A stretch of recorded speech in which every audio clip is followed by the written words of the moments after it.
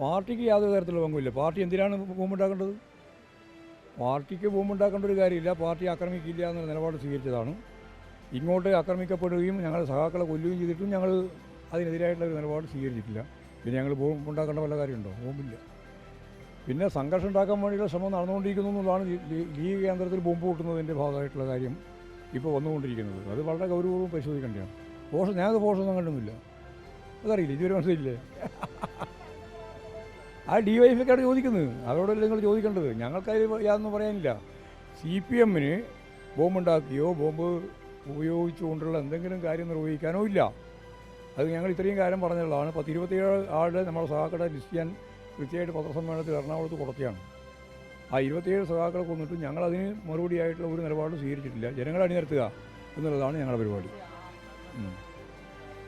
മതി, അത്രയും കൊണ്ട് അത് മതിയാക്കാം. അത്രയും കൊണ്ട് നമുക്ക്